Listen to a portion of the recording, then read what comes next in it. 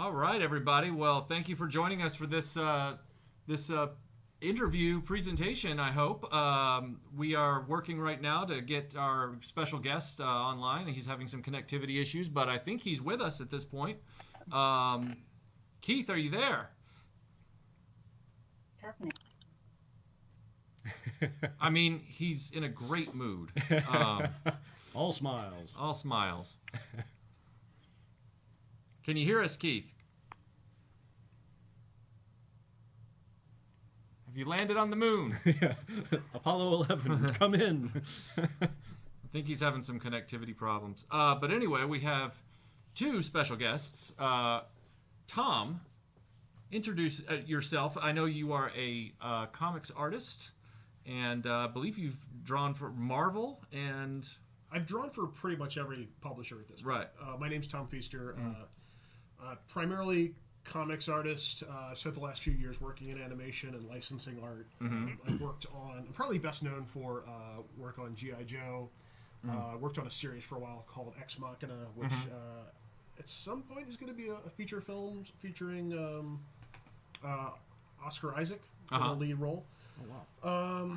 So Marvel, haven't done a ton of stuff for Marvel. Worked on a little bit of Iron Man, Fantastic Four, and stuff like that. But yeah, at some point I've worked for every major company. And then as far as animation goes, I was lead character designer on a show called The Awesomes by Seth Meyers. And I finished up 2 series a few months ago, but I'm not allowed to talk about them yet. Right. One of them is a Marvel-related show, which oddly it's been announced, but the people who worked on it, as far as I know, can't talk about it. You can tell us, but then you'd have to kill us. Well, there was a guy who was working on another Marvel show who gave an interview on how great it was, and he could talk about it, but we can't. Funny how that works. Yeah. And most recently I've been doing a lot of Rick and Morty stuff for Adult Swim. Awesome. And that's been a ton of fun. Right. One of my favorites. Me too.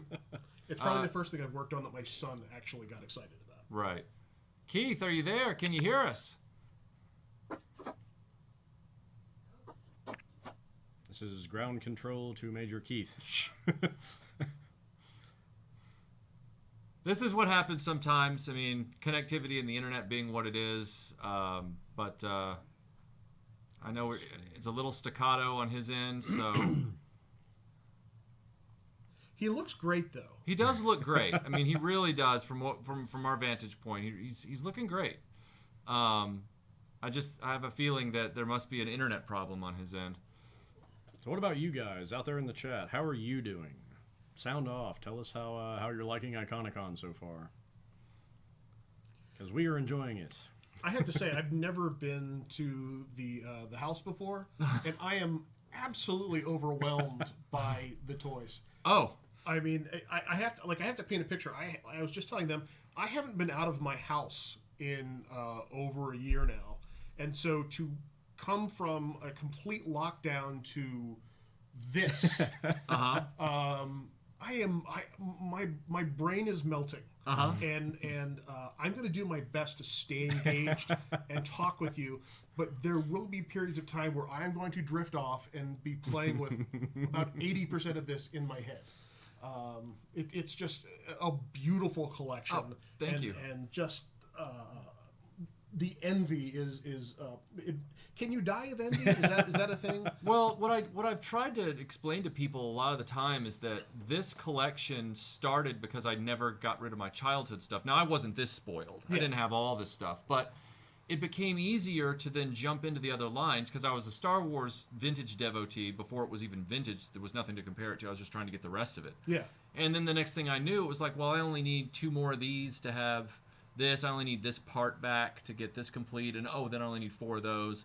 And so it quickly compounded on itself. Yeah. And then when we started this channel, it became, a foregone conclusion. Well, you need stuff to put in front of the camera if you're talking about toys. Sure, yeah. And so I started from an advantage. I started from a springboard advantage that a lot of people, I've heard the stories of my stuff got given away, or my stuff got sold, or my stuff got thrown away, or I sold it, or whatever, and now I want it back, and now I'm starting from zero. And I freely admit I did not have... I didn't have big stuff like, I didn't have aircraft carriers. I didn't have mini play sets even. But there's a big difference between even starting from a little bit versus starting from zero.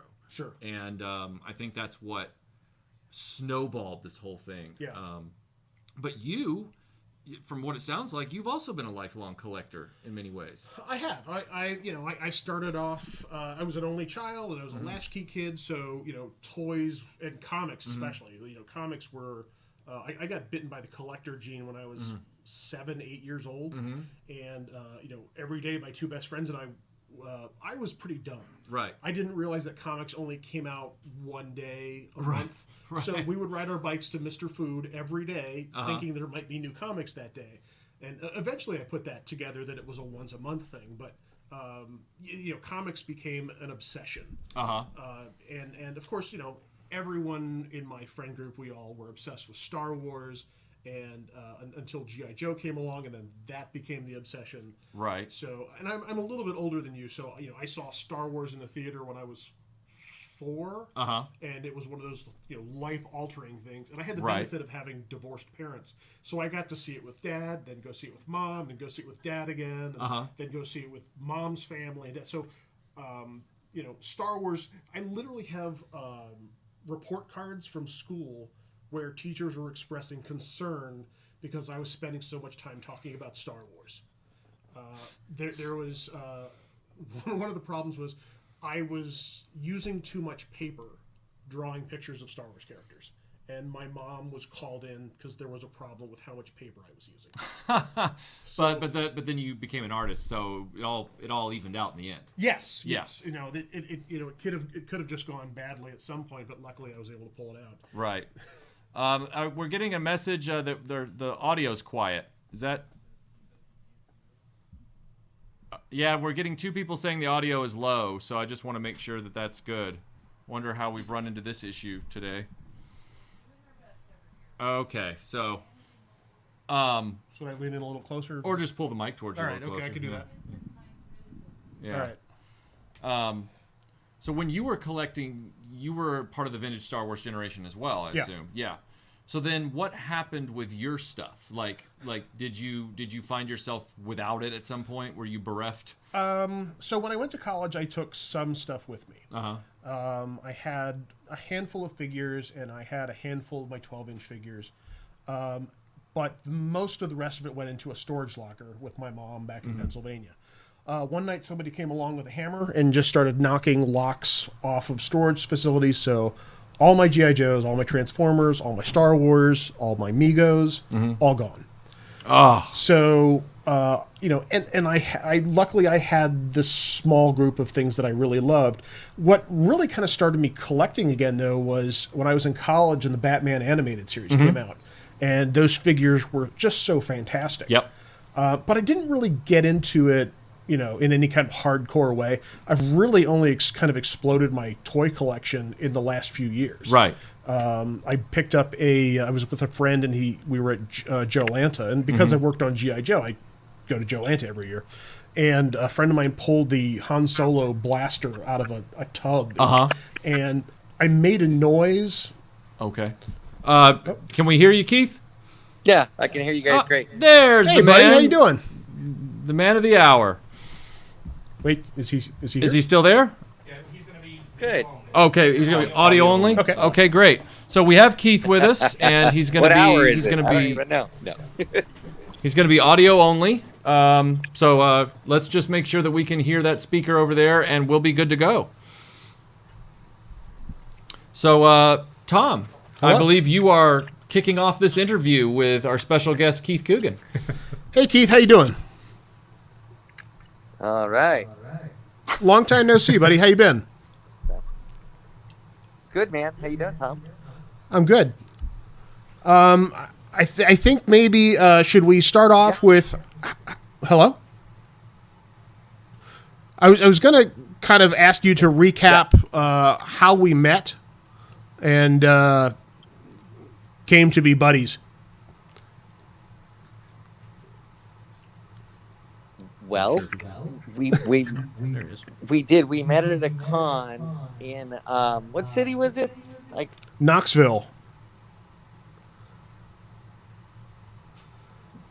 We were at a small show in Knoxville, and I was able to introduce Keith to the Southern tradition of Waffle House inebriated at 3:00 in the morning.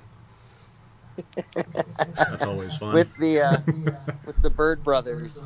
Yes, the Bird Brothers, the famous Bird Brothers. The moonshine, of course. They claim.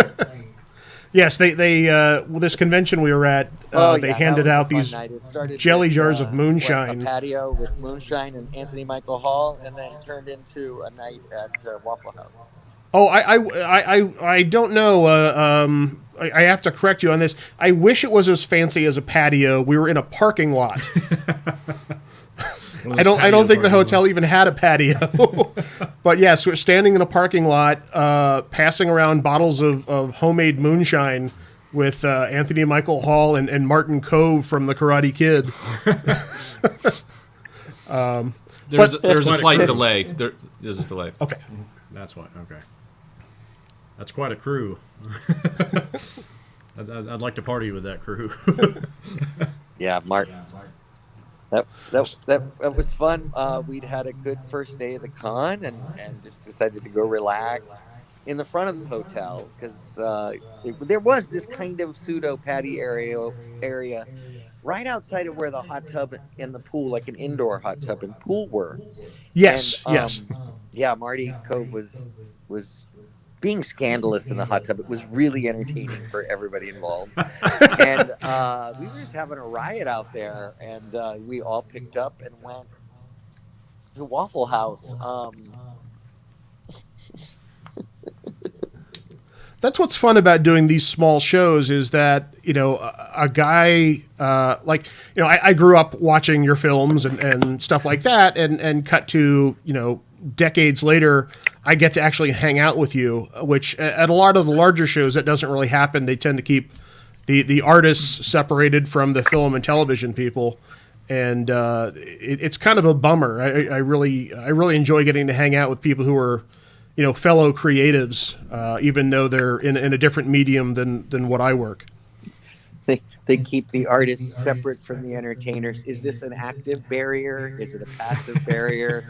Do they use it's kind of like steerage.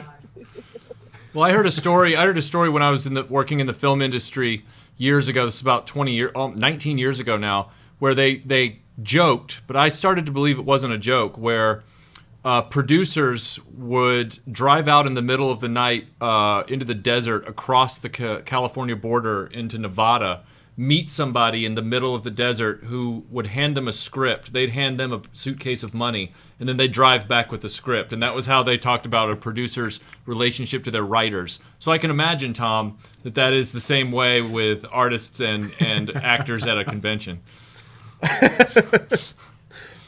It depends. So again, most of the people I've met, the creative people, regardless of what field we're in, we all kind of have a similar language, and if we get the chance to hang out, you can get to make interesting friendships. Yeah, there's it's kind of a thing for show folk, I guess you call us, entertainers, artists. Yeah. That there is a lot of hard work that's unseen by most of the audience, and it's nice to get that kind of face-to-face recognition. What's really cool about going to these cons is meeting other artists and ones that you're a fan of. How would I know that, I made friends with Tom years ago, but now I'm seeing his art for the new season of Rick and Morty up on billboards, in magazines, on websites. Nice job, Tom. Big Thank fan. you. I knew you when. It's I can't tell you how surreal it is to have you compliment me on stuff I'm doing. That's it's hard to process. Well, yeah, Tom and I both. With Keith, grew up watching so many of the projects that you did. Like he said, it's kind of surreal, and I know you and I talked the other day, and it's just but it's different because. When seeing somebody like that when you're young and you're up on the big screen, and then talking to you in person, and it's just like, wow, this is a real person. This isn't some mythical creature that is in the stars. It's you're right here with us, so it's kind of cool. They always say you never want to meet your heroes, and I know conventions are a great chance to meet a lot of the people. And there's various show faces that people put on. You've got celebrities that either don't have one, they're just really great people. They're fun to hang out with. They're kind of the same to everybody, whether you're famous or not. There are people that put on a kind of different personality for the public, and I always love seeing them switch back and forth behind in the green room, and they'll be totally different personality than they are out in front of the crowds. Oh yes. I always love to kind of crawl. My object is to try to crawl past the show phase. For some people, I was at one con. It was like an '80s retro con in LA. And Gutenberg was there, and a lot of celebrities were there, but they were behind a tent, a thing. It was control. It was about not being able to get pictures of them, like from a crowd. Like Val Kilmer was there, and they wanted you to necessarily kind of pay before you got the face-to-face experience. But we had like a friend in the con who knew the handler, and they're like, "Oh, he's ready. He's just hanging out." So we went into his little tent inside of the con, and he was the nut. You'd think, oh, he's like didn't want to be photographed. It was just his handlers kind of controlling the access. But it's funny. We David Tennant at this one con had the longest line, and you had to buy the picture before you got in line, and it was extra if it was to you or a quote and it was interesting. And there was no shortage of people waiting for David Tennant that day. And maybe they don't want people hanging out with someone for a long time. They wind up learning that they're kind of a douchebag. So you never know. Sorry, my language is terrible. Yeah, I've had great experiences at shows with people. And then, there are always a few people who are not great. But But I was kind of hoping that, because this is a toy and pop culture channel, my hope was that you and I could talk about, your experience as an 80s kid, 70s, 80s kid, and the stuff that you were into. And I wanted to try to avoid the questions that you probably heard and answered 1,000 times. So, in that spirit, what's Christina Applegate like? No, I'm kidding. I was wondering, just from following you on Facebook, I see photos of you with other people who were child actors, and I can't help but think about, as you're growing up, are you going over to other people's houses with action figures and playing in their living room? Or are you, in each other's trailers with you've got your Star Wars figures and they've got theirs? How as a kid, a working acting kid, where do you find time to play? What kind of stuff did you bring along with you to set? Was that even a thing? Yes. Whatever kind of popular toys at the time were. I was really into computers and stuff. There was doing the toy commercials with kids, and you'd be working on a He-Man commercial or a Mattel commercial or Hot Wheels or something like that. And you're playing with the prototype versions of the toys. I remember taking an Apple to the audition for an Apple IIc, the quote portable one, to the one of the final screen tests for Adventures in Babysitting, and it was a distraction. So I set up Larry Bird, Michael Jordan one-on-one, this basketball game, and maybe Masquerade, a couple of other games, and the kids all crowded around it. I had a color monitor, which could be green or amber. It was really cool. You hit a button. And I was over in the corner going over my material. So I think that was kind of my mom's idea too. Just, to get a part, that's where the viciousness comes out, or the competition.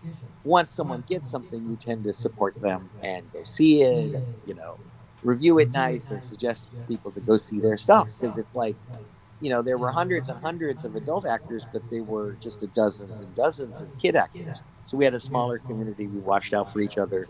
And publicly, I think we supported each other more than anything. I did spend a lot of time at Gabe Jarrett and Jake Busey's house. They were my best friends growing up.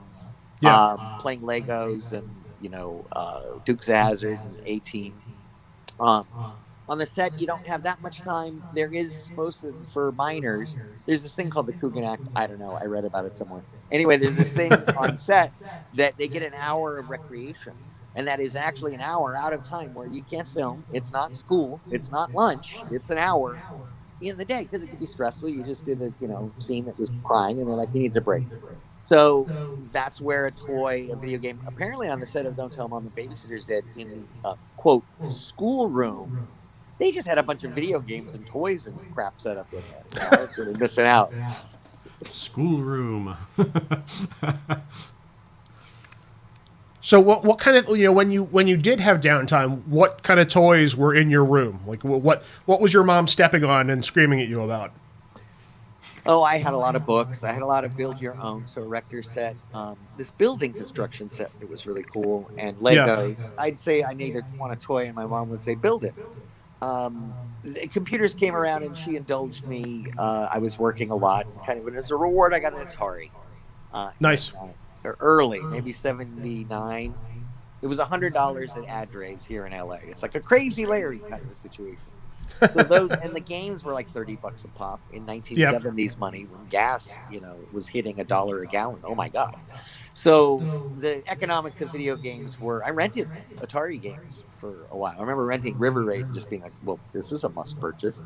But, that stuff's not really portable. I had Microvision, which was a portable handheld game, and had like bowling and a Space Invaders, and pretty cool. Look it up, Microvision. Yeah, I'm not familiar with that one. Yeah, it had a basic face plate, and the control pad would pull off, and that was the game, and the cartridge was in that. And it had, like a submarine game, like missile launch submarine game. And it was basically a brick kind of LCD screen, so it had a breakout too. But it could create kind of any game on it. It's one of the first portable handheld video game systems. Probably early 80s. It's called Microvision. Yeah. And then I think Nintendo, the one with the robot and Super Mario Brothers, and that was played to death. Then I turned into a Sega boy and kind of stuck to Master System, Genesis, 32X, Sega CD-ROM, Dreamcast. Now I'm a PlayStation 4. I'm just ringing the PlayStation 4 out and playing Cyberpunk until I burn the disc out.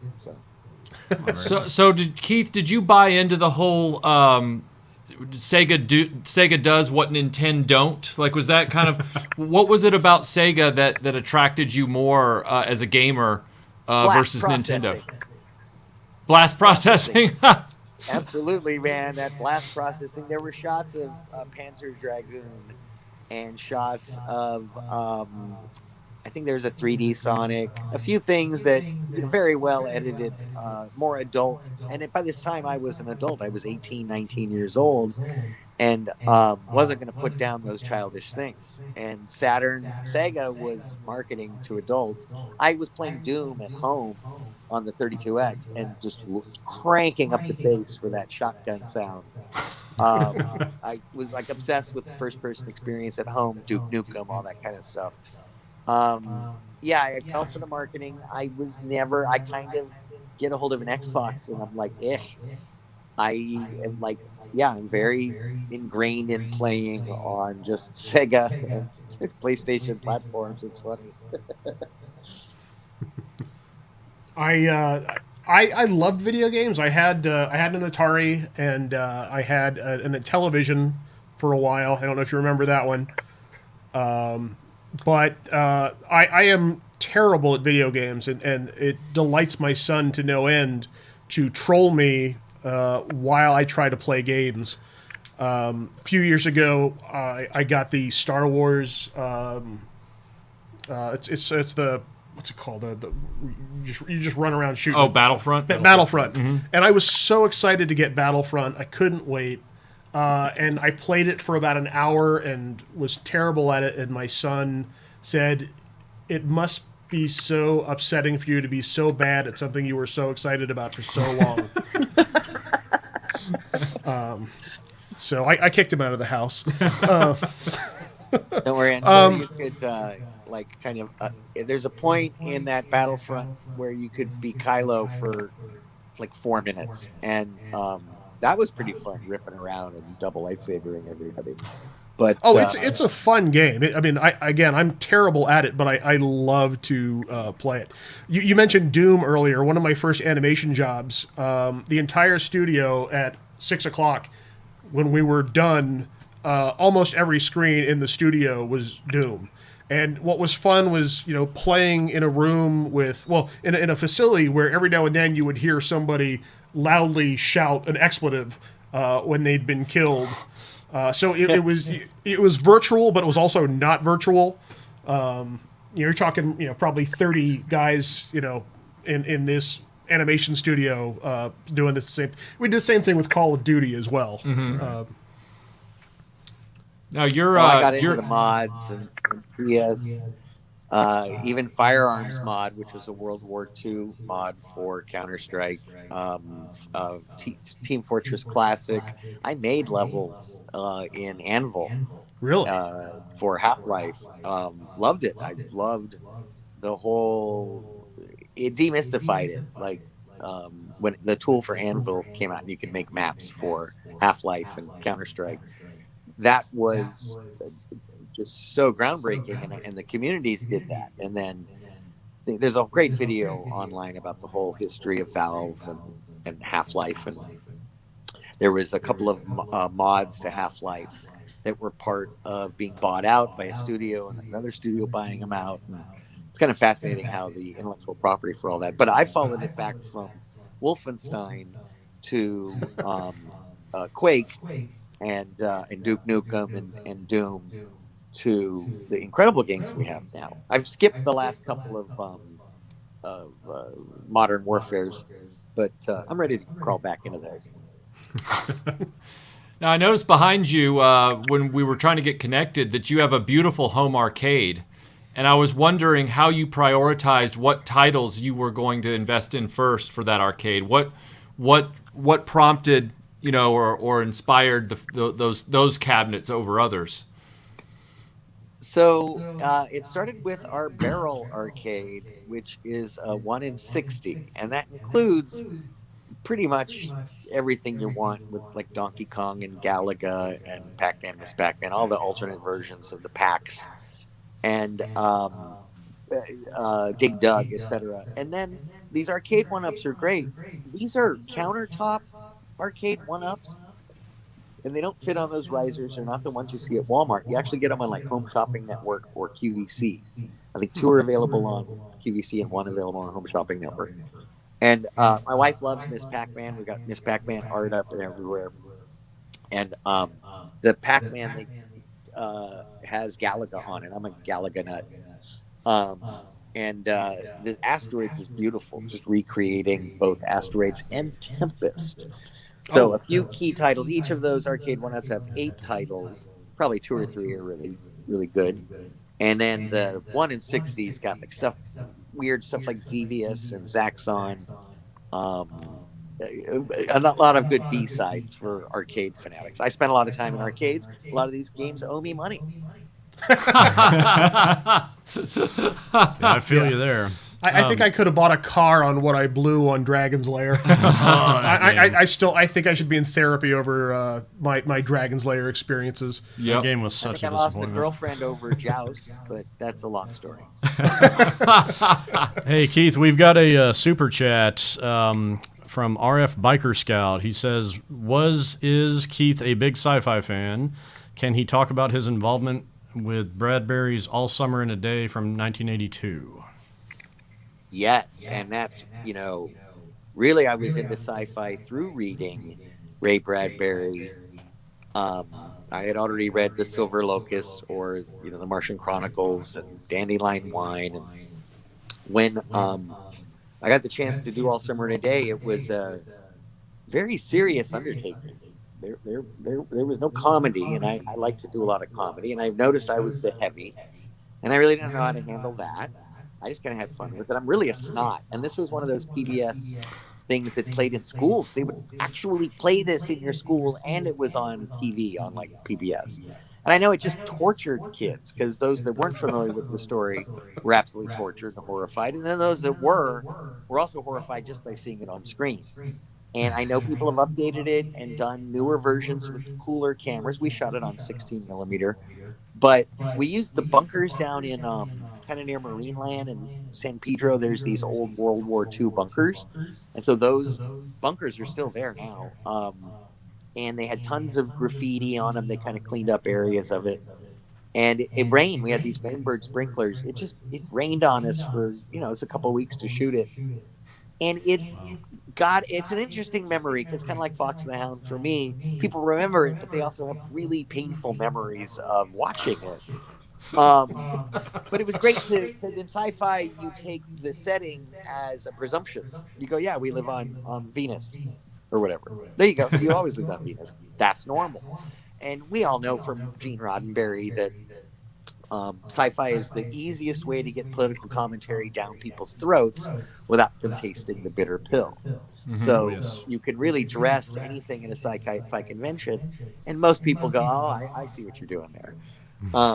And I think that's why I enjoyed it, because my parents were hippies, like subversive, anti-establishment, not the cool flower child hippies, but like the Harley Davidson, like speed hippies. So like the Altamont hippies. So that was a different way growing up, and then immediately being a part of media and knowing there were two kinds of storytellers in town. There were people that made popular pablum, and then there were artists that would risk their lives to make movies like Silkwood or I don't know. There's Network or China Syndrome, Chinatown. You can tell slightly skew it. Instead of oil, it's water. Instead of TV, it's radio. Instead of this, and you can get your message out. It's funny is kids today don't realize Network is a satire because all of it has come true, and they're like, where's the funny in this? I'm like, yeah, it wasn't really that funny then either. It's certainly not funny now. Yeah. Keith, we've got another super chat from Wicked Person. Keith's favorite Apple II game. And I liked the arcade ports and the Conan game. Yes, we had Masquerade. It was a fantastic, type in game. Zorks. I loved all the Zorks. Yes, Zorks. They were fantastic. And also, I have to admit that Douglas Adams doesn't transfer well onto screen. I think the radio show was great because that's kind of more cerebral.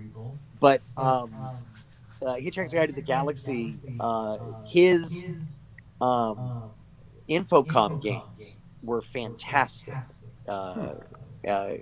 Douglas Adams did a couple of them. The Queen of can't remember the names of them. Goddamn. But he did a couple that were fantastic. I liked the blend of like problem and puzzle solving with, exotic locations and adventures. I loved Adventure, the text-based game. And were there any Apple II games? Oh, I started to get into King's Quest, and as it started to get more visual based rather than text. I remember it was more point and click. That's right. There was more point and click. Well, flashback. Yeah. There was a big leap where I didn't really get into computers until internet was kind of banging. And I was working a lot. So I kind of put them down from 86 on. Woke up in the mid-90s and saw, hey, you can connect to the internet and download pictures and cool things. And it was really I was on BBS's back in the 80s, and Ultima was the big thing. Everyone was talking about Ultima. Mm-hmm. Mm-hmm. I had a similar experience. My dad worked for IBM, so even though I wanted an Apple at the time, but I got the first IBM personal computer, and 3 colors, red, green, and blue, I think. Mm-hmm. Yeah, I know, right? And he got me the drawing software at the time, which at best it looked like Atari 2600 was about as good as you could make it look. So that completely turned me off of using computers until around the same time. So I was way into Zork. I loved Zork. I'm surprised how many people don't talk about Zork these days, because as a kid it was such a big game. Mm-hmm. Yeah. Yeah, there's a lot of that abandonware, as I like to call it. Like when I was growing up in the 80s, we had a desktop early PC that was made by Epson, like the company that just said, nope, we're just going to do printers forever now. They had computers, and we had a whole bevy of games on there. One was called Digger, not Dig Dug, Digger, and then you ate emeralds and did all kinds of stuff. But the other one was this chess game. And as a little kid, I had no idea that I was playing the same chess game as Kurt Russell in The Thing. It was the same graphics, same everything. And when I saw that movie, I was like, that's the chess game I had as a kid. Yeah. Did you pour Load whiskey into Runner. it? I wanted to. What's that, Keith? Oh, Load Runner. I played a lot of Load Runner. Load Runner. Keith, we've got another super chat. Hold on. It's from Chris Johnston. Thanks for being cool, Keith. I met this guy, Michael, at Joe Fest, and wow, what a jerk he is. That said, do people ask you about the dishes being done? Yes, the dishes are. There's just so many dishes. There's a lot of dishes. They need to be done. They need to be done all the time. And not just that, a report. You could finish a QED report. You could finish your taxes. You could finish washing your car. Anything could be done, and that's so. Thank you. I appreciate dishes are done, and I do sell signed dishes on my website. He does. .com. That's awesome. Yeah, that's awesome. Sorry, Tom. Your next question. Well, I was just like, after that film, did you just hang out at like Sears around the dishwasher section, trying to pick up like single moms, that kind of thing? That I totally would have done that. At this point, I was very lucky in that dishware, the line was in Keith Coogan's dishes. You were very lucky. What, Keith? Oh, that the line was at the end of the trailer. So at the end of the theatrical trailer, and for a good week or two, people were exposed to this trailer when they were opening it. You didn't even have to see the movie to have heard the line. So I got really lucky there. Well, I feel like that line being in the trailer, Michael and I were talking about that earlier today, and I feel like that's why that became such a popular thing, is because it had such visibility. But I feel like that probably hooked a lot of people into seeing that movie because of that line, giving it that kind of like a teen rebellion kind of party guy kind of flavor to it. Hey Keith, what's funny is, of all the movies I've done, Don't Tell Mom, I've had people come up to me at conventions, write letters, contact me online. Not just a few, it's now quite a bit. People that were saying they were really doing nothing. They were laying about, just laying on the couch. And they got inspired by Don't Tell Mom, The Babysitter's Dead. They joined Culinary Academy. And now they're a gourmet chef at a 5-star resort in Miami. And it's people that have the same story over and over again. They're absolutely genuine about it. And I've done movies like after school specials and movies of the week that are about controversial, material that matters. And of all the movies that change people's lives, it happened to be Don't Tell Mom, The Babysitter's Dead. So do what you like, and if you can make money off of it, then hey, even better. It's really cool because especially after what the world has gone through this past year, you see a lot of people talking about their comfort movies, and that's absolutely one of them. And I'm sure that once you start doing conventions again, I'm not sure if you're doing them already, but if I were you, I would brace for an outpouring of love from people, because I'm sure that there are people out there who have watched that movie probably every day for the last year as they cling to their sanity. It's one of those movies that kind of transcended, like you say, people take it in and it affects their life. And it might sound silly on the surface, but it's a comfort movie for so many people. Thanks. I noticed that people did hit the streaming services and buy movies like weird ones, Hiding Out and Under the Boardwalk and Book of Love. And I noticed some licensing kind of loose. And I had this movie that was with Roy Scheider that was only available in German in a dub. It was called Evasive Action, and now it's called Steel Train, and it just started streaming. Yep. First time I could ever see it. And the checks, I have to, we all get residuals, all the actors. We're not running away to the bank necessarily. All of the actors in a movie pool 3% of whatever, they sell it for to a subscription service. But I've noticed them increase during the pandemic. And so absolutely for a fact, people are turning to it. I've appreciated that Adventures in Babysitting and Don't Tell Mom seem to be part of those comfort foods. But also there've been a lot of deep cuts, and I appreciate people. They're like, just, I'm all about Book of Love.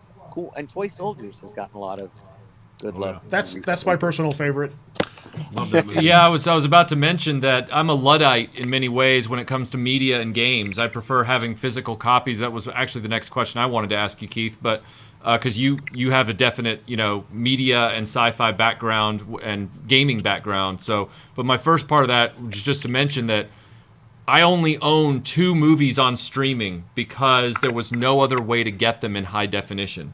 One of them is Iron Eagle, which has now since been released on Blu-ray in Spain. And I have that Blu-ray. And the other one, up until about 2 years ago, was Toy Soldiers. And those were the 2 films that I bought on streaming because there was no way to get them in high def at the time. I'm curious, what's your take on physical media versus streaming? I mean, you seem like you're technologically up to date with all your gaming systems and things like that. So maybe you like streaming more, but are you more of a guy who likes to collect your cartridges and collect your movies on disc?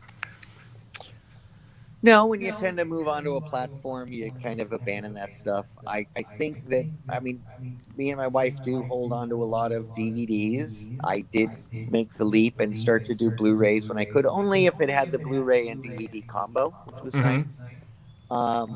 And I did dabble with downloading. I think I've got Force Awakens and Interstellar and Dark Knight. They're great. A question about the Toy Soldiers on streaming. What was the aspect ratio? Did it seem full frame? Did it seem 185? Oh, that's a good question. I'm trying to rack my brain to remember, because that was the reason that I didn't buy it on DVD, because it was full frame. And I wasn't sure if that DVD was open matte or if it was just, cutting off the... Mm-hmm. Yeah, so when I saw it on streaming, I think it filled the screen. What's great is, which means that you're going to see the boom and you're going to see marks on the ground because they're supposed to be out of frame. So there's nothing cut off from the sides in any version of Toy Soldiers I've seen. I don't think they ever did a pan and scan. It is only opening up the top and bottom of the mat. And so you're actually getting more information, but unfortunately you're catching some, dolly track here and there, and the boom. You see the boom a lot, right? That. But it always kind of surprised me that was allowed through the pipeline. That somehow was allowed to go out. And I'm also kind of upset that there's no behind the scenes.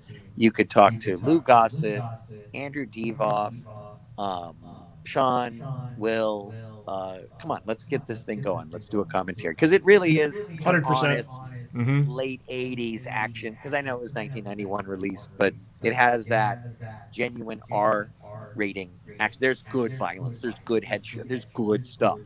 Yeah, very very good movie. I watched it about a month ago, and I loved we talked about it the other day, but I loved the scene where you and Will Wheaton get in the fight, and you're I can't remember, I'm paraphrasing, but Will Wheaton's like, hey, you called me an asshole, and your response is like, I'm your best friend, like I get to do that, and that's one of the most realistic friend fights I've ever seen in a movie. Because I feel like we've all had those situations, and it's like, you're allowed to do that when you're friends, and it was just a really real kind of raw performance. I really appreciated it. Thanks. For the Ultimate Boy Pack, we have a new release of Toy Soldiers. It's a 2-pack with December, also co-starring Will Wheaton. You've got Brian Krause, Will Wheaton, and Balthazar Getty and Chris Young battling, being Rocket Boys, I guess. And then over on Toy Soldiers, you've got rockets being fired at police vehicles, all to protect against terrorists. So go pick up brand new, available at Walmart and where all good Blu-rays. It is a double feature, Toy Soldiers and December. Go pick up your copy today. Guys, I got to go get in line. Yeah. We'll race over afterwards. Yeah. No, that was like that movie for my friend group. Like, that was a big movie for us. Yep. Yeah, and we have a question about it. Connor Fuller, thank you for the super chat. He says, "Hi Keith, I love Toy Soldiers and rented that movie out quite a few times. It was a great cast. What was the downtime like on that set with all of you?" Practical jokes. There was nothing really on set or around set because there's too many helicopters and guns and squibs and big grenades. But at the hotel, I would like to officially apologize to the staff and the other guests of the Days Inn outside of Charlottesville, Virginia. If you stayed there in the fall of 1990, we'd like to deeply apologize for all of the shenanigans and the noise. Sorry about all of that. But I blame Will. It's entirely Will Wheaton's fault and ideas. I was just the muscle man. We have a super chat here. Question for you from Ruskwatch. He says, "Hey everyone, wondering if Keith could say hello to my friend Carol. She's a big fan of Adventures in Babysitting." Hey Carol, how are you? Hope you're doing well. Stay safe, stay sane. Careful when you go into the big city, all those big city scum suckers. And nobody leaves this place without singing the blues. Well, now let's get back to some real talk. We just watched that. My daughter is 11, and we just watched that a couple months ago. My daughter has, like most kids of this generation, has an attention span of about 5 minutes. Mm-hmm. She watched the entire movie, which is a miracle. Like, I couldn't get her to sit through Ant-Man or Guardians of the Galaxy. She sat and watched the entire movie and really enjoyed it. I wonder if it's because you can relate to that, being a kid, just in a house with parents. I mean, like... I think so. I can't speak for her, but yeah, she really enjoyed it. Well, that movie holds up so well, too. That from start to finish, like, it's just as enjoyable now as it was 30-plus years ago. Mm-hmm. Speaking of things I saw recently, Jay and Bob reboot. Did I get that right? Mm-hmm. Jay and Silent Bob reboot. Yeah, I just watched that a couple days ago. It was a lot of fun. Was it? Yeah. It was. Go ahead. Well, I had forgotten that you were in it, and when he made the original call out to his line, I was like, "Oh, that's cool," and he even name checked him. And then when you showed up, I was like, "Oh my god, I forgot."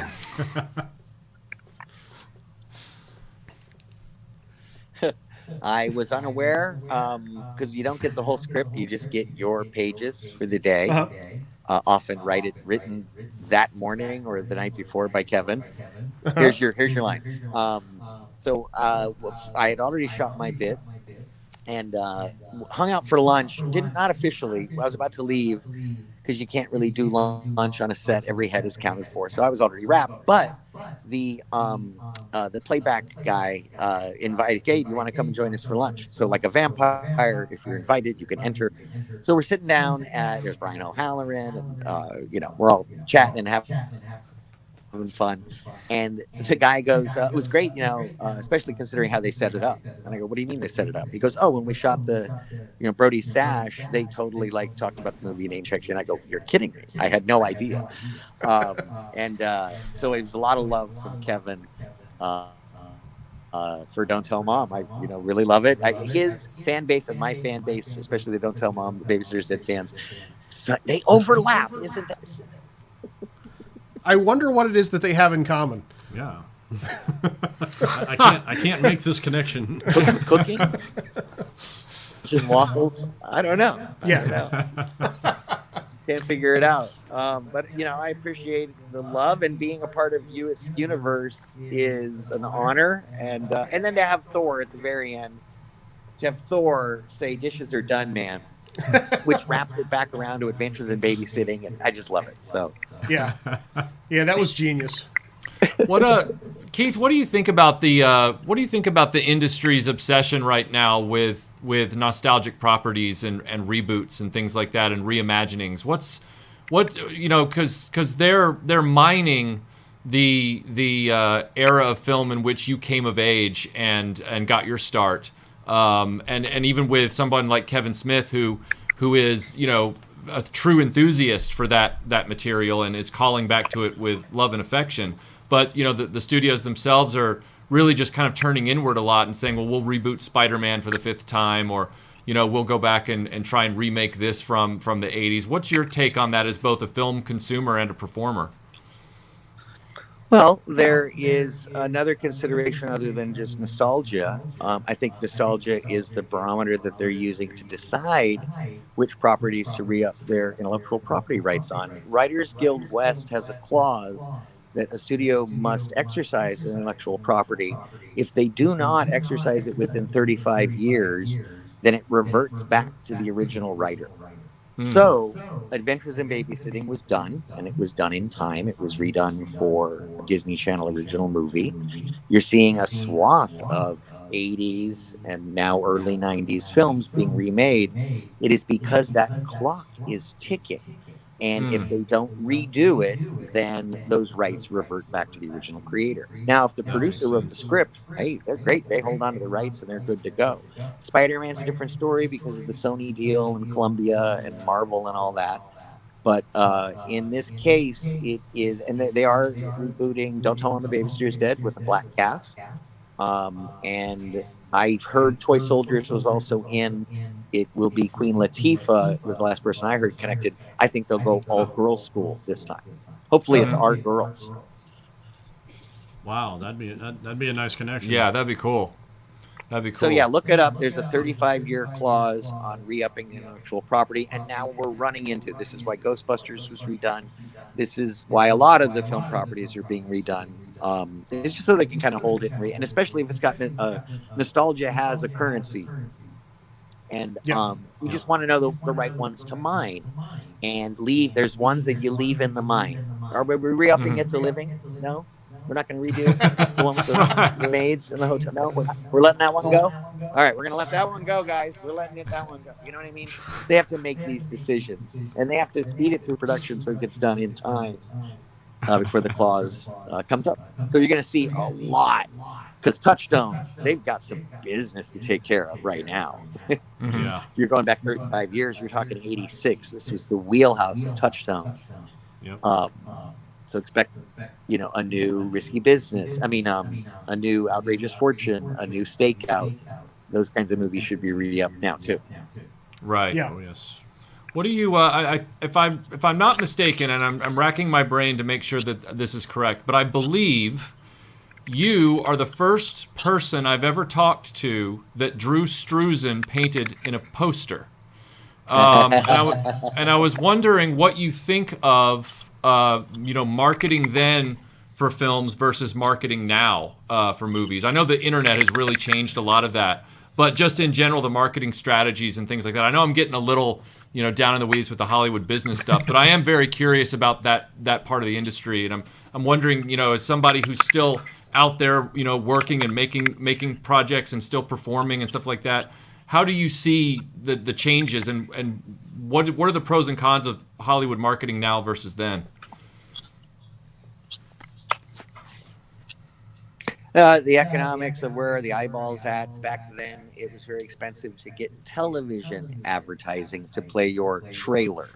So you would see the trailers attached to movies on the print of the movie. And so, like, for instance, Heathers and Under the Boardwalk were on each other's trailers. So if you watched Heathers in the theater, you saw a trailer for Under the Boardwalk and vice versa, because they were both New World Pictures, Roger Corman's old studio.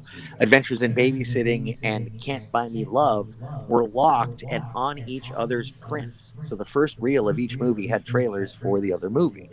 Now we can, it's a lot easier to get the trailer in front of people's eyeballs. YouTube video, there's a countdown for when the teaser of a teaser comes out. It's no Right. longer poster driven. And back then they used to start to tell the story. What's this alien poster? Is that an egg dripping with green goo? That looks scary. Interesting. Indiana Jones, Raiders of the Lost Ark. Well, that looks great. So the poster art was like your first kind of intro. Gremlins. What a great poster for Gremlins. And the poster art wasn't just photoshopped heads on, a poster. Drew is great because he's acknowledged he's drawn my face. He's great to his fans online on Facebook and such. He's drawn Harrison Ford and Tom Hanks more than anybody's drawn anybody. And he's one of those last great artists. He even did, I think, Police Academy 2 or 3. He did one of the Police Academy posters too. And yeah, we're missing that kind of poster art. We really are. But now we've got trailer houses. So it's just shifted. The economics of how to tell a story has shifted over to, and it's a part of it. Yes, you're there a poster, but it's also malleable. Like on Netflix, did you know that the thumbnail to movies changes based on your previously watched movies and your likes and dislikes? It goes, oh, you really like ensemble, women? Then all of a sudden a movie that barely has 3 women in it will have a poster art that has those 3 women in it. But you're like, they're like a piece. I don't understand. And they'll put a really obscure star, but you're like, I've been watching a lot of Liam Neeson movies, so I guess he's the poster for New Year's Day, or I don't know what. I'm rambling. But yeah, the poster and the trailer have swapped place of how much exposure people get to them, because now it's easier to get to people with a video. We have a super chat from Bradshaw Studio. He says, hello to all. Thank you for the super chat. And we have a super chat thank you from Scott Knudsen. He says, just ducking in between client meetings to say hi. Best regards to Mr. Coogan. Always loved seeing him pop up on 80s primetime TV. Yeah. Yeah, you did a metric ton of TV work in the 80s, even before the 80s as well. I was just going through like some of your resume, and I was just like, oh my god, that too, like, and yeah. Yeah, it's. I was looking through the same stuff, and again, I'm trying to imagine what it was like to be a kid, hanging out with some of the icons of the day. Yeah, because you got to go back to school and say, yeah, you bought the Kenner Kit toy. I sat in Kit yesterday. Yeah. With Michael Knight. I mean, that's got to be some kind of crazy bragging right in the schoolyard, I would imagine. It is, and it also comes with a bit of perspective because my family, I was 4th generation performer. My great-grandparents were in vaudeville. My grandfather was in silent films and notoriously in television as well, with Addams Family. And I had followed a trajectory path of career of doing commercials, then guest appearances, movies of the week, after-school specials, series, and then move into doing movies. And it was kind of a little ramp up of your career, just building a career and spending time on set and learning the craft and learning the business part of it. And I was aware from my grandfather's perspective that television was filled with a bunch of old whores that couldn't get work on the stage or in movies anymore.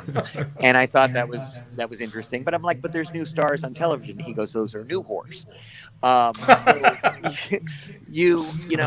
also you see the commoditization of it. You see somebody that may not have the charisma, and a series get canceled after one season, but then a similar series about a guy with a car, and that one, the guy has charisma, and the thing goes for seasons and seasons. It really is about the kinds of people you want to sit down for an hour and eat dinner and watch or spend time with. They have to be good looking and charismatic, and ones that the women want to date and that the men want to get a beer with. They have to be non-threatening, but also macho and TV. You have Magnum PI and Michael Knight. And I always loved the kooky ones like 10 Speed and Brown Shoe and Riptide. I loved Riptide. Riptide. So television was a spectacle. We also knew that it was forgettable. It wasn't someone's going to be talking about season 3, episode 2 for years to come. They're not. Unless you're doing Goodbye, Farewell, Amen, that gets 110 million people watching it, the last episode of MASH, you're basically making disposable entertainment. This is what but you want it to be good enough, and you want, if you have a good scene in something, chances are it's not going to get ratings because it was a good, like, thought-provoking project. There were both kinds of producers, and I did get work with both, which I was very grateful for. So I got work with producers that would push the boundaries on, like, gay and lesbian. I did a movie of the week in the 70s called A Question of Love, and it had Jenna Rollins and Jane Alexander fighting for custody from Klug Uliger, who's like, lesbians shouldn't be raising kids. And that was, like, quote, important work. But then people walk up to you and just go, you were great on Silver Spoons. And then you realize that there's, kind of popular work and then important work. So I loved it. I'm romping around on Love Boat, Fantasy Island, 8 is Enough, Mork and Mindy, Laverne and Shirley, Night Ride Chips. I did a lot of episodes of Chips. And oftentimes you'd go back and work with the same producers. In the 70s and 80s, you would be different characters each time you were on the show a season or two later.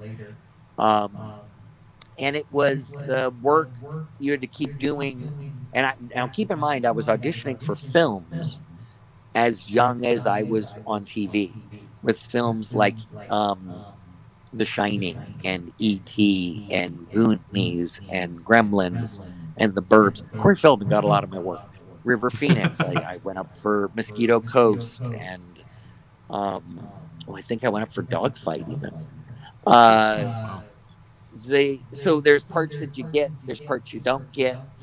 It once I moved into film, it was another kind of level. I don't know. I wasn't snooty, and I didn't turn down TV work. I did a few here and there after I started doing movies. Now I'd kill or die for a 7-year series that nobody even watches. I don't even subscribe to that channel. That's right, but it went for 7 years, and I bought a nice house in Pasadena with it. So it was great being on these shows. These people are regular people. Some are alcoholics, some are abusive, some are not, some are great.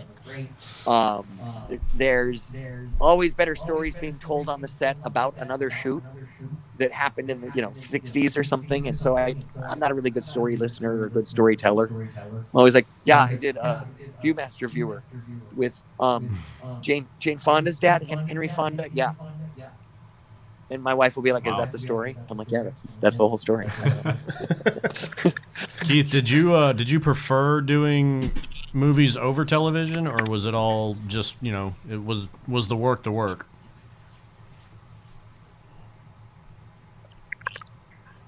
Least favorite was half-hour sitcoms in front of a studio audience. I probably did a half a dozen of those. And then, yes, once you hit feature, because you really do get the time. Back then, they would take, and you'd have like an 82-day schedule. You'd have 3 months to shoot a movie. And rehearsals on Adventures in Babysitting, we had 2 weeks of rehearsals. On Toy Soldiers, we had a week of rehearsals. On Don't Tell Mom the Babysitter's Dead, we were ready to go. Everyone knew what they were doing. We just started day one. No, I'm kidding. It was... it allows you to crawl into a character as a mercenary. I love being ensembles, and I love being weird characters. And then you get out and you do something different the next movie. So, but television is very good for the pocketbook. I was on the Waltons for a year, moved into the house and got to say, good night, grandpa or whatever. And that cast is fantastic. What was left of them, John Boy was gone and all that. It was the 8th season of the Waltons. I did pilots for shows like Norma Ray. Did you know that there was a pilot for the movie Norma Ray for a TV series? I did not know that. I did not know they were going to make that a TV show. Wow. Yeah, And where's some there to come go part and with that? parcel. You do a Laverne and Shirley, then you're on Mork and Mindy, same casting director. You do Growing Pains, you're on Just the 10 of Us. I think it was in your contract. Oh, by the way, you're also on this other show. Um, and it always be nice to the producers, never cause problems, never waste time, give them some options, have fun, and get the heck out. Do you have a given your background and your love of pop culture and gaming and media, you are a collector on a certain level. Do you have a holy grail? Do you have something that's difficult to find or something that you'd like to find for your own personal collection of memorabilia or gaming that is just next to impossible, but you'd love to possess it? Well, I kind of went through like a physical depossessing thing in the 90s, but I do. There are things you love and you cherish. A lot of autographs come with the selfie, and like you'll be like, cool. And sometimes you get an autograph from someone that you just love, and then later there's a scandal, and you're like, ooh, can I really love this? John Kirkfalusi autograph I have when there's this scandal, and I'm like, his wife's great. He's really fun to hang out with. He'll not really talk about it. I didn't really broach the subject, but it's weird. I grew up with Bill Cosby records and would stack them and just listen to different ones. And now it's tough to do that today. How do you Right. separate the artist from the artist? I love people. Oh, I love people with my family had a lot of scandal and death and money. My grandfather sued my great grandmother and established a labor law. Our kind of dirty laundry was very public, and so I love if somebody has scandal, I don't want it to be a hang up for them. So if I meet somebody, I'm like, tell us about it. What's going on? Okay, cool. Now we're over it. What's your next thing? I'd like them to know that I'm not judging them for that. And so like I was friends with John Wayne Bobbitt. My mom wrote comedy, and we trained him how to do stand-up comedy and put him on a comedy tour, the Sleeping on Your Stomach tour. And I grew up in the poor part of Malibu. A lot of weird artists, and fast when I moved into not Hollywood, but spent a lot of time in Hollywood once I got my driver's license in '86. I was in Hollywood all the time. I wound up over at Frank Zappa's house hanging out with Amit. And I'd see, Dweezil and Gale and Diva and Moon. And then after noon or so, Frank would come out in his pajama bottoms and go about his routine. I got to play Frank Zappa's piano. But they're also, I understood them as a family because they were a family of artists. So I'm like, I come from a family of artists. And you can quickly get over all of that and kind of talk past it, I guess. I don't know. I've always been drawn to the weirdos, I guess, the misunderstood. Wow. So yeah, I like weird signed items from people that maybe are I don't know, contentious now too. I don't know, nothing really specific. Still dying for a few selfies. I know my wife loves to get selfies. I don't know if anybody's noticed. She thousands. It boggles the mind. And everybody, the biggest people, she still has dozens of people on her unicorn list. They're tough to get, hard to spot, hard to catch. So I've gotten to meet a lot of cool people that way. My wife will shove me in front of somebody. Aren't you a fan? Here, talk to them. I'm more of an experienced person. I'd rather have kind of a, not a story, but just like a moment with someone, even if it's backstage for a second or whatever, than a picture or something signed or anything. Sorry. Oh no. I have to interject. Keith's wife Pinky is one of the nicest people I've ever met in my life. She's almost like a Disney character come to life. I mean, no, I mean this sincerely. She is just like made of goodness. I can't speak highly enough of how much I like her. I hope you'll say hello for me. I will. Honey, they say hi and they love you. She remembers people's birthdays and sends cards and gifts and writes thank you notes. Who does that? So Yeah. her I get a is Christmas card from her every year. Wow. I mean, She's amazing. that's dying etiquette right there. Is what Yep. that is. That is a dying art. That is old school. Oh, Um, her Christmas card list is fierce. Um, there's a cutoff. You can only print so many, and then there's only so many to go around, and then people are dying. I've moved. I got to get on the list. Sorry, you're off this year. I mean, it's really cutthroat. And she holds it over everybody like the mafia. It's great. She was nice enough to send me a bacon wallet at one point, which I had possession of for all of an hour because my son claimed it. But it was such a sweet gesture. Now I know she's a big Disney fan. Are you a Disney fan as well, or is that something you kind of have to tolerate? No, not at all. We've got the Fox and the Hound. I was the voice of the Fox. I've heard that's a good one. I was in the Apple Dumpling Gang series for Disney. I did a movie of the week, Spooner, with Bob Urich. Then Adventures in Babysitting, which is Touchstone Pictures. Cheetah, which is the Disney. And In the Army Now, which is Hollywood Pictures. Me and Disney go way back. I love Disney. And that's why I've kept my nose clean all these years, is I want to continue working for Disney for the rest of my life.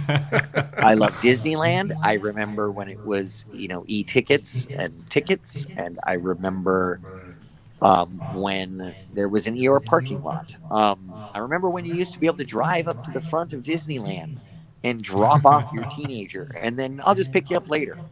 I love Disney. That's another thing I'm a sucker for. When they said Disney's buying Star Wars, everyone was like, they're going to just ruin it. It's going to be like goofy Darth Vaders and like Mickey Mouse Obi-Wans. And I'm like, I will buy the crap out of any of that crap. But as soon as it came out, everybody loved it. They knew that it was the right company to take care of that. I've been a huge Star Wars fan. My favorite movie is Jaws. Second is Raiders. And then you've got episode 4 and 5 and half of episode 6. Big fan. I think we share a brain on those. Those are my 3 favorite movies as well. Oh, absolutely. Speaking of favorite movies, Zantara, thank you for the super chat. She'd like to ask Keith if you have any memories of the 1992 film Forever. Fascinating plot, jam-packed with incredible talent. Script is wonky and left me so puzzled. You were puzzled. I was puzzled shooting it. So, Corey Feldman was slated to do it, but couldn't at last minute. And I got a call on a Friday night to come down to Venice to a restaurant. And I got talked into showing up on a set Monday morning for a healthy paycheck. And it was a great lesson on never do anything just for the money. The house we shot in was haunted. I worked with 2 actresses that are considered tough to work with, but I've always had a great time working with them, Sally Kirkland and Sean Young. It was my first time working with Sally Kirkland. And what's funny is, forget the script or continuity or marks, because she's never going to do it the same way twice. Mm-hmm. And that was a great lesson in being in the moment. I was really a kind of mark out the beats actor. Sean Young, I had a crush on since doing Cousins, and she played my stepmom. Now she's my love interest. And I had, drinking champagne out of her shoe in a bathtub. It was a rough shoot. I think it was an 18-day shoot. No apologies. I asked only for forgiveness. But it's an interesting movie. We got shut down one night for no fire permit, and we wound up going to the now closed Saddleback Bar, the one that everyone's screaming about in Burbank, and shut down. And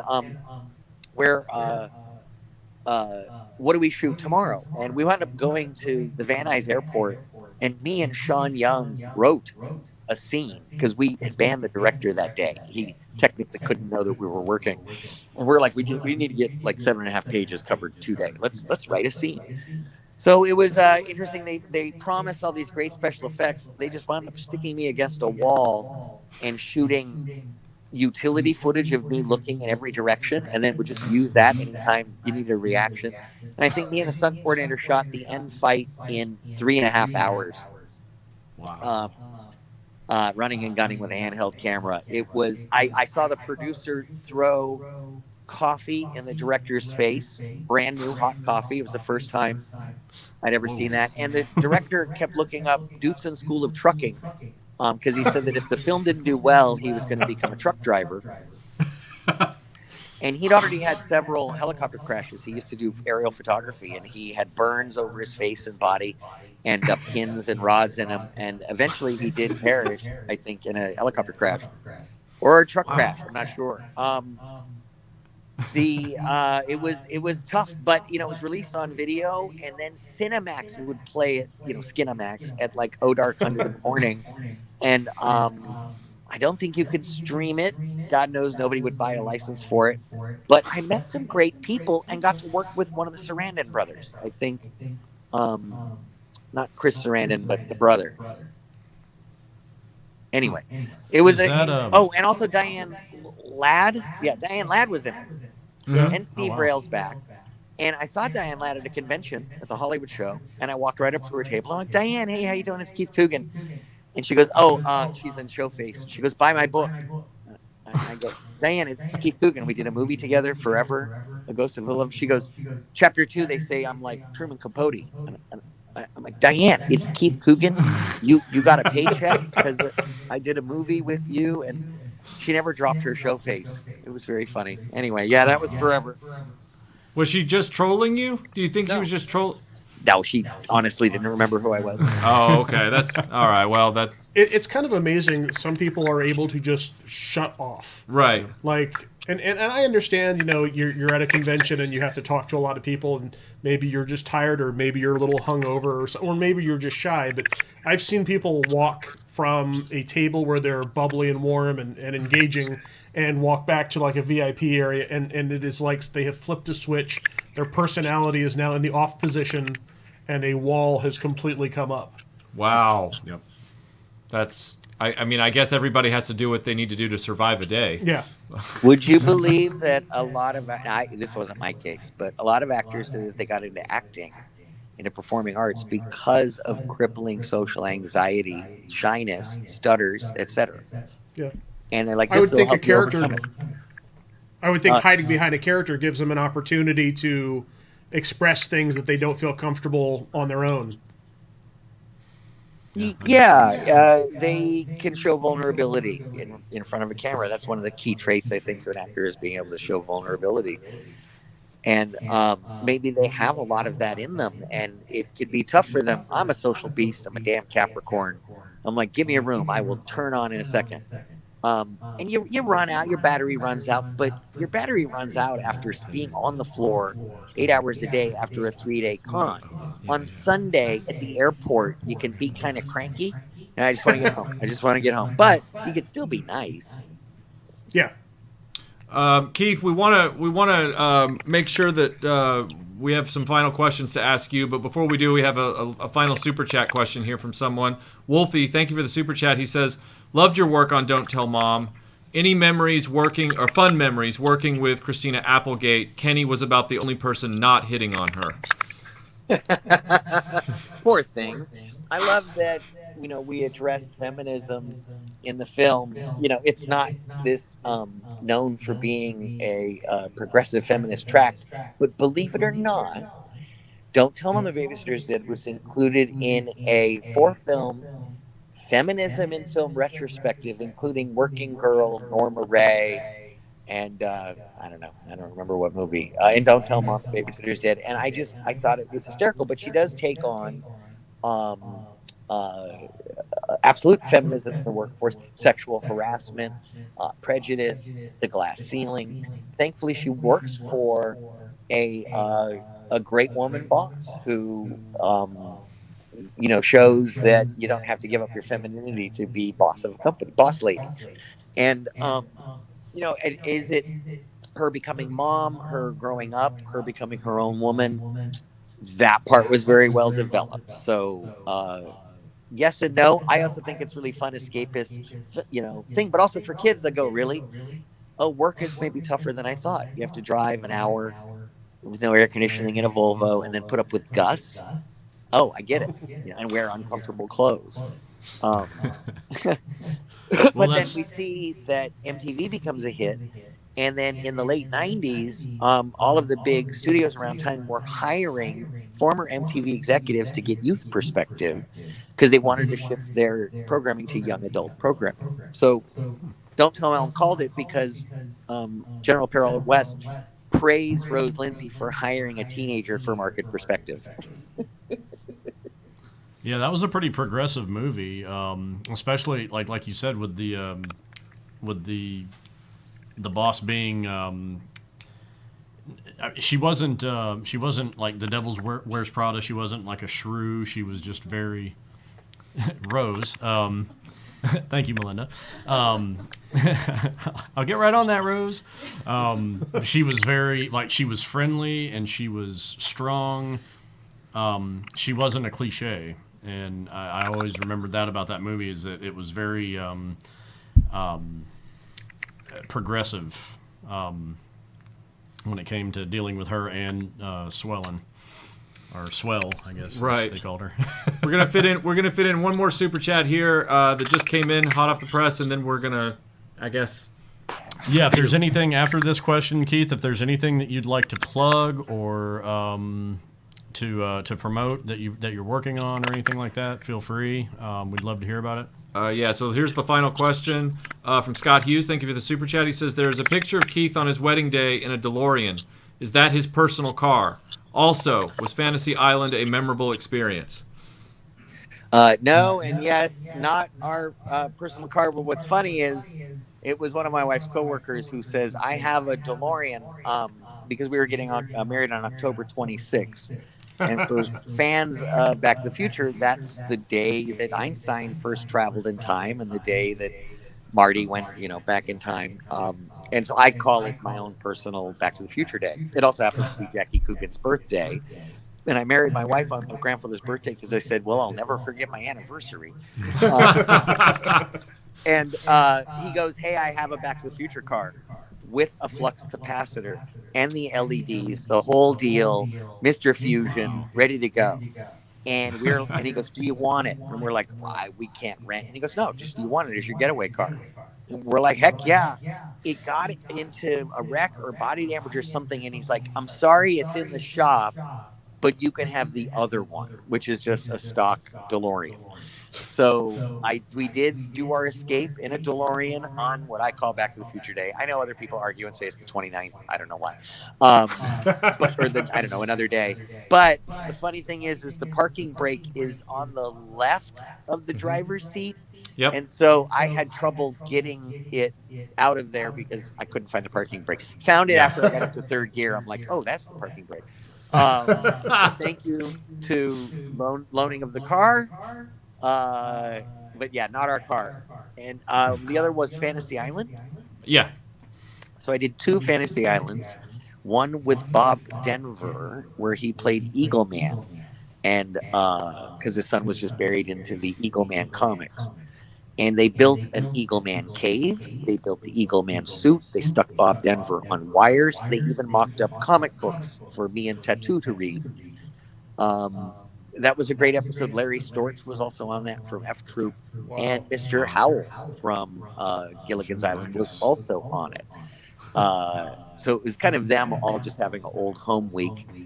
And I did another episode of Fantasy Island with Scott Baio, Jimmy Baio, and Jill Whalen from Love Boat. And we were rock stars that's parents had gone missing in a boating accident. And we wanted to be famous rock stars so that our parents would see us on TV and find us again. And that one was a Fantasy Island Junior. So we arrived at the island in a hot air balloon. And they were all shot on lots, really mostly interior lots. And the Warner Brothers back lot they use a lot. There's this little, we call it the jungle on the Warner Brothers lot. A lot of the Waltons and Dukes of Hazzard were shot there. And we're shooting the Fantasy Island episode, and in it we're rock stars, and I'm on keyboard. And we're kind of doing our little song in this little lounge set. And the costume designer comes up to me and goes, do you know whose costume you're wearing? And I'm like, I have no idea. And she goes, that's Danny Bonaducci's costumes. These are all from the Partridge Family, and we refit them to you guys. Well, I know we're coming up on time. Keith, first I want to thank you so much for taking the time to talk with us. But we want to ask if there's anything that you're working on now. I know you're working on the Quarantine Bunch. Is there anything you'd like to talk about and direct people to? And I'll be happy to post links in the description to anything you'd like to direct people toward. Oh, yeah. Thanks for bringing up the Quarantine Bunch. It was shot early in quarantine, so probably around April of last year. We were in production when Saturday Night Live had their first kind of at home. And so the language of watching television of a bunch of people on Zoom meetings was just being created. We were really quick to the punch. We shot 6 episodes in one night on a Zoom meeting. And the conceit is that there's a secret society of former child actors, and we meet. This is not the story. This is true. There really is a Facebook group for ex-child actors, and we talk and support each other, and cheer each other on and tell war stories. And people ask me how to get their money because of the Coogan account thing. And we used to meet at other celebrities' houses. We'd go to, Scott Schwartz from The Toy and Christmas Story and Kidco. We'd go to his house, or we'd be over at Jenny Piccolo's house, Phil Silver's daughter, Kathy Silver, who I just put together with Phil Silver's daughter. When I'm in Kathy's house and I see pictures of Phil Silver on the wall, and I almost said, "Hey, Kathy, why do you have pictures of Phil Silver?" And I went, "Kathy Silver." Oh, I put it all together. And at one of the parties, Kathy's son was DJing, and he started playing television theme songs. And the conceit was, if you were on the show, go ahead and get up and dance. And so show after show, Give Me a Break, and you'd see Lori Hendler get up and dance. And I got to get up and dance with every show, and it kind of got a little too much. Like Fame came up, I'm like, you know what? I'll let that one rest. It's only one episode. It's fine. It was just not talking about it because other kids have much more television, or they did a Happy Days, which I always wanted to do a Happy Days. There's always that kind of bigger fish. So I have a very healthy 50. I did 50 TV appearances. Wow. But there's always those jobs you wanted and didn't get, like going up for Growing Pains for Mike Seaver. Tough. Yeah, that would have been interesting. You would have been a great Mike Seaver. So the Quarantine Bunch, we really had to move our meetings online, and here you get to peek in on them, and it's kind of anti-comedy. I don't know if you remember Too Many Cooks, that VH1 advert. So it's anti-comedy. It goes in a direction you're not expecting. It's kind of dark. I love it. I think it's absolutely not. And there's a universe behind it. So go to thequarantinebunch.com and start to crawl into our universe. We made up one child star, Dino, and he is a former Scottish child star. But it's great. I did a movie called Wrong Reasons, directed by Josh Roush. He directed Magnum Opus, which was the making of Jay and Silent Bob Reboot. And if you see Magnum Opus, which is on Amazon Prime, you go, this is the best shot documentary of a making of a movie I've ever seen in my life, because he's using an Alexa, Pro or whatever. So he shot this movie in quarantine. So there I am taking COVID tests to go onto a set with Ralph Garman and Harley Quinn Smith, and I play a really obnoxious investigative news journalist, and auditioning for tons of stuff. So hopefully I bag one of these, and you'll see me on a TV show here shortly. So yeah, just doing the quarantine bit. Oh, I also did an episode of On Our Own in Jersey. They flew me out to Jersey, and I with co-starring Brian O'Halloran, and they just came out to LA to try to sell the show about a week or two ago. So that's kind of what's going on now, and I am doing conventions. I will be at Mahoning Drive-In for a Adventures in Babysitting, Don't Tell Mom the Babysitters, a double feature on I think it's the 12th and 13th, or 13th and 14th of August. And then we'll be in Jersey for the New Jersey Horror Comic-Con and Film Festival, and also maybe making an appearance down in Louisiana later in the year. Very nice. Very nice. Well, I mean, first of all, thank you to Tom for coming in and being our guest liaison with Keith, and I really appreciate you coming and doing this with us. No, I this has been a blast, and it's nice to catch up with Keith. And Keith, I hope we can get you out to Dragon Con at some point. The first round of waffles will be on me, of course. Yes, I would like an order of waffles with a side order of bacon right on top of it. Yeah, Keith, thank you so much for taking the time to do this today, and everybody in the chat has had a great time. They can't believe that they've gotten to ask you questions and talk with you for this hour and a half. It's been a pleasure, and it's just been great getting to know you a little bit. So thank you for being here. Thanks for the great questions. Thanks for not asking what it was like to work with Elizabeth Shue. That is the number one asked question. I appreciate it. I got to talk about me, my favorite subject. All actors are Machiavellian narcissists, and just, admit it. I think that's the first step to recovery. So thanks for letting me talk about myself for the last hour and a half or so. You guys are awesome. Have a great rest of the con, and the dishes are done, man. Thank you, Keith. Appreciate it. Take care. All right, take care. Rock on. Bye-bye. Bye-bye.